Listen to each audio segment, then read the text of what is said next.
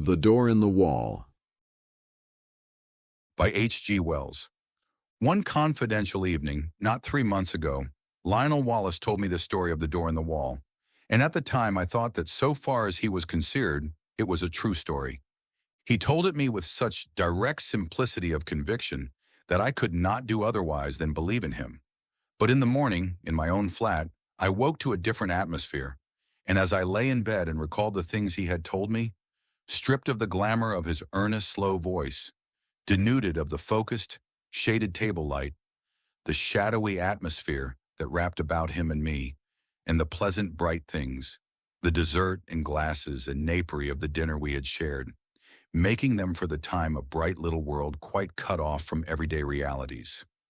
I saw it all as frankly incredible. He was mystifying, I said, and then, how well he did it. It isn't quite the thing I should have expected of him, of all people, to do well. Afterwards, as I sat up in bed and sipped my morning tea, I found myself trying to account for the flavor of reality that perplexed me in his impossible reminiscences, by supposing they did in some way suggest, present, convey, I hardly know which word to use, experiences it was otherwise impossible to tell. Well, I don't resort to that explanation now. I have got over my intervening doubts. I believe now, as I believed at the moment of telling, that Wallace did to the very best of his ability strip the truth of his secret for me. But whether he himself saw, or only thought he saw, whether he himself was the possessor of an inestimable privilege or the victim of a fantastic dream, I cannot pretend to guess. Even the facts of his death, which ended my doubts forever, throw no light on that. That much the reader must judge for himself. I forget now what chance comment or criticism of mine moved so reticent a man to confide in me. He was, I think, defending himself against an imputation of slackness and unreliability I had made in relation to a great public movement in which he had disappointed me. But he plunged suddenly. I have, he said, a preoccupation. I know, he went on after a pause. I have been negligent. The fact is, it isn't a case of ghosts of apparitions, but it's an odd thing to tell of, Redmond. I am haunted. I am haunted by something that rather takes the light out of things, that fills me with longings. He paused, checked by that English shyness that so often overcomes us when we speak of moving or grave or beautiful things. You were at St. Athelstan's all through, he said, and for a moment that seemed to me quite irrelevant. Well, and he paused. Then very haltingly at first, but afterwards more easily, he began to tell of the thing that was hidden in his life, the haunting memory of a beauty and happiness that filled his heart with insatiable longings, that made all the interest and spectacle of worldly life seem dull and tedious and vain to him. Now that I have the clue to it, the thing seems written visibly in his face. I have a photograph in which that look of detachment has been caught and intensified. It reminds me of what a woman once said of him, a woman who had loved him greatly. Suddenly, she said, the interest goes out of him. He forgets you. He doesn't care a rap for you, under his very nose. Yet the interest was not always out of him, and when he was holding his attention to a thing Wallace could contrive to be an extremely successful man, his career, indeed, is set with successes. He left me behind him long ago. He soared up over my head and cut a figure in the world that I couldn't cut, anyhow. He was still a year short of 40, and they say now that he would have been in office, and very probably in the new cabinet, if he had lived. At school, he always beat me without effort, as it were by nature. We were at school together at St. Athelstan's College in West Kensington for almost all our school time. He came into the school as my co-equal, but he left far above me in a blaze of scholarships and brilliant performance. Yet I think I made a fair average running, and it was at school I heard first of the door in the wall, that I was to hear of a second time only a month before his death. To him, at least, the door in the wall was a real door, leading through a real wall to immortal realities. Of that I am now quite assured. And it came into his life quite early, when he was a little fellow between 5 and 6. I remember how, as he sat making his confession to me with a slow gravity, he reasoned and reckoned the date of it. There was, he said, a crimson Virginia creeper in it, all one bright, uniform crimson, in a clear amber sunshine against a white wall. That came into the impression somehow, though I don't clearly remember how, and there were horse chestnut leaves upon the clean pavement beside the green door. They were blotched yellow and green, not brown nor dirty, so that they must have been new fallen. I take it that means October. I look out for horse chestnut leaves every year, and I ought to know. If I'm right in that, I was about 5 years and 4 months old. He was, he said, rather a precocious little boy. He learned to talk at an abnormally early age, and he was so sane and old-fashioned, as people say, that he was permitted an amount of initiative that most children scarcely attain by 7 or 8. His mother died when he was 2, and he was under the less vigilant and authoritative care of a nursery governess. His father was a stern, preoccupied lawyer who gave him little attention and expected great things of him. For all his brightness, he found life gray and dull, I think. And one day he wandered. He could not recall the particular neglect that enabled him to get away, nor the course he took among the West Kensington roads. All that had faded among the incurable blurs of memory, but the white wall and the green door stood out quite distinctly. As his memory of that childish experience ran, he did at the very first sight of that door experience a peculiar emotion, an attraction, a desire to get to the door and open it and walk in.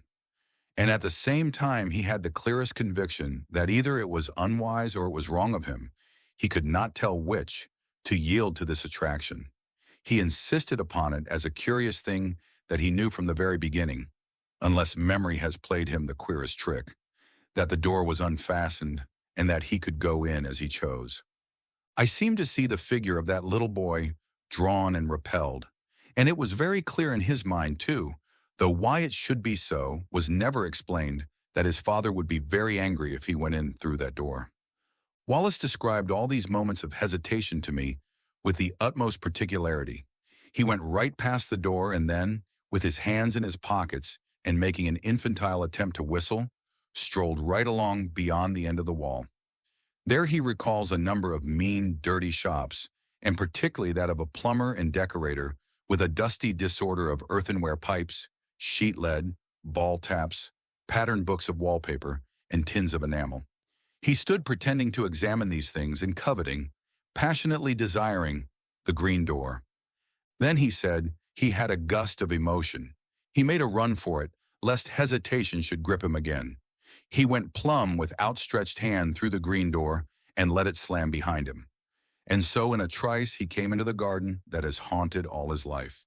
It was very difficult for Wallace to give me his full sense of that garden into which he came. There was something in the very air of it that exhilarated, that gave one a sense of lightness and good happening in well-being. There was something in the sight of it that made all its color clean and perfect and subtly luminous. In the instant of coming into it, one was exquisitely glad, as only in rare moments. And when one is young and joyful, one can be glad in this world. And everything was beautiful there. Wallace mused before he went on telling me. You see, he said, with the doubtful inflection of a man who pauses at incredible things, there were 2 great panthers there. Yes, spotted panthers. And I was not afraid. There was a long, wide path with marble-edged flower borders on either side, and these 2 huge velvety beasts were playing there with a ball. One looked up and came towards me, a little curious as it seemed. It came right up to me, rubbed its soft, round ear very gently against the small hand I held out, and purred. It was, I tell you, an enchanted garden, I know. And the size? Oh, it stretched far and wide, this way and that. I believe there were hills far away. Heaven knows where West Kensington had suddenly got to, and somehow it was just like coming home. In the very moment the door swung to behind me, I forgot the road with its fallen chestnut leaves, its cabs and tradesmen's carts. I forgot the sort of gravitational pull back to the discipline and obedience of home. I forgot all hesitations and fear, forgot discretion, forgot all the intimate realities of this life. I became in a moment a very glad and wonder-happy little boy in another world. It was a world with a different quality, a warmer, more penetrating and mellower light, with a faint, clear gladness in its air, and wisps of sun-touched cloud in the blueness of its sky. And before me ran this long, wide path, invitingly, with weedless beds on either side, rich with untended flowers, and these two great panthers. I put my little hands fearlessly on their soft fur and caressed their round ears and the sensitive corners under their ears and played with them, and it was as though they welcomed me home. There was a keen sense of homecoming in my mind, and when presently a tall, fair girl appeared in the pathway and came to meet me, smiling, and said, "Well, to me," and lifted me and kissed me and put me down and led me by the hand. There was no amazement, but only an impression of delightful rightness, of being reminded of happy things that had in some strange way been overlooked. There were broad red steps, I remember, that came into view between spikes of delphinium, and up these we went to a great avenue between very old and shady dark trees. All down this avenue, you know, between the red-chapped stems, were marble seats of honor and statuary, and very tame and friendly white doves. Along this cool avenue my girlfriend led me, looking down. I recall the pleasant lines, the finely modeled chin of her sweet kind face, asking me questions in a soft, agreeable voice, and telling me things, pleasant things, I know, though what they were I was never able to recall. Presently a capuchin monkey, very clean, with a fur of reddy brown and kindly hazel eyes, came down a tree to us and ran beside me, looking up at me and grinning, and presently leaped to my shoulder. So we two went on our way in great happiness. He paused. "Go on," I said. "I remember little things. We passed an old man musing among laurels, I remember, and a place gay with parakeets, and came through a broad-shaded colonnade to a spacious, cool palace, full of pleasant fountains, full of beautiful things, full of the quality and promise of heart's desire. And there were many things and many people, some that still seem to stand out clearly, and some that are vaguer. But all these people were beautiful and kind. In some way, I don't know how, it was conveyed to me that they all were kind to me, glad to have me there, and filling me with gladness by their gestures, by the touch of their hands, by the welcome and love in their eyes. Yes." He mused for a while. "Playmates I found there. That was much to me, because I was a lonely little boy. They played delightful games in a grass-covered court where there was a sundial set about with flowers, and as one played, one loved. But it's odd, there's a gap in my memory. I don't remember the games we played. I never remembered. Afterwards, as a child, I spent long hours trying, even with tears, to recall the form of that happiness. I wanted to play it all over again, in my nursery by myself. No, all I remember is the happiness and two dear playfellows who were most with me.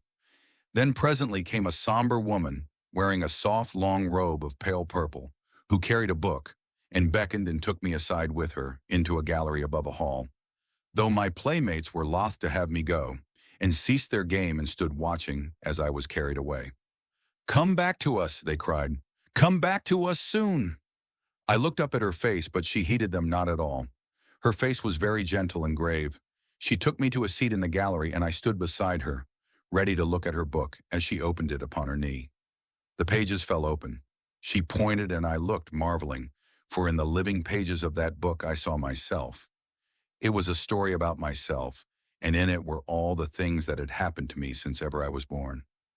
It was wonderful to me because the pages of that book were not pictures, you understand, but realities. Wallace paused gravely, looked at me doubtfully. "Go on," I said. "I understand." "They were realities. Yes, they must have been. People moved and things came and went in them. My dear mother, whom I had near forgotten. Then my father, stern and upright, the servants, the nursery, all the familiar things of home. Then the front door and the busy streets, with traffic to and fro. I looked and marveled, and looked half doubtfully again into the woman's face, and turned the pages over, skipping this and that, to see more of this book and more. And so at last I came to myself, hovering and hesitating outside the green door in the long white wall, and felt again the conflict and the fear. "And next," I cried, and would have turned on, but the cool hand of the grave woman delayed me. Next, I insisted, and struggled gently with her hand, pulling up her fingers with all my childish strength, and as she yielded and the page came over, she bent down upon me like a shadow and kissed my brow. But the page did not show the enchanted garden, nor the panthers, nor the girl who had led me by the hand, nor the playfellows who had been so loath to let me go. It showed a long, gray street in West Kensington, in that chill hour of afternoon before the lamps are lit, and I was there, a wretched little figure, weeping aloud, for all that I could do to restrain myself. And I was weeping because I could not return to my dear playfellows who had called after me, "Come back to us. Come back to us soon." I was there. This was no page in a book, but harsh reality, that enchanted place in the restraining hand of the grave mother at whose knee I stood had gone. Whither had they gone? He halted again and remained for a time staring into the fire. "Oh, the woefulness of that return," he murmured. "Well," I said after a minute or so, "poor little wretch I was, brought back to this gray world again. As I realized the fullness of what had happened to me, I gave way to quite ungovernable grief, and the shame and humiliation of that public weeping and my disgraceful homecoming remain with me still. I see again the benevolent-looking old gentleman in gold spectacles who stopped and spoke to me, prodding me first with his umbrella. 'Poor little chap,' said he, 'and are you lost then? And me a London boy of 5 and more, and he must needs bring in a kindly young policeman and make a crowd of me, and so march me home.' Sobbing, conspicuous and frightened, I came back from the enchanted garden to the steps of my father's house. That is as well as I can remember my vision of that garden, the garden that haunts me still. Of course, I can convey nothing of that indescribable quality of translucent unreality, that difference from the common things of experience that hung about it all. But that is what happened. If it was a dream, I am sure it was a daytime and altogether extraordinary dream. Naturally, there followed a terrible questioning by my aunt, my father, the nurse, the governess, everyone. I tried to tell them, and my father gave me my first thrashing for telling lies. When afterwards I tried to tell my aunt, she punished me again for my wicked persistence. Then, as I said, everyone was forbidden to listen to me, to hear a word about it. Even my fairy tale books were taken away from me for a time, because I was too imaginative. Eh? Yes, they did that. My father belonged to the old school, and my story was driven back upon myself. I whispered it to my pillow that was often damp and salt to my whispering lips with childish tears. And I added always to my official and less fervent prayers this one heartfelt request: "Please God, I may dream of the garden. Oh, take me back to my garden. Take me back to my garden." I dreamt often of the garden. I may have added to it. I may have changed it. I do not know. All this, you understand, is an attempt to reconstruct from fragmentary memories a very early experience. Between that and the other consecutive memories of my boyhood, there is a gulf. A time came when it seemed impossible I should ever speak of that wonder glimpse again. I asked an obvious question. "No," he said, "I don't remember that I ever attempted to find my way back to the garden in those early years. This seems odd to me now, but I think that very probably a closer watch was kept on my movements after this misadventure to prevent my going astray. No, it wasn't till you knew me that I tried for the garden again. And I believe there was a period, incredible as it seems now, when I forgot the garden altogether. When I was about 8 or 9, it may have been. Do you remember me as a kid at St. Athelstan's? Rather. I didn't show any signs, did I, in those days of having a secret dream?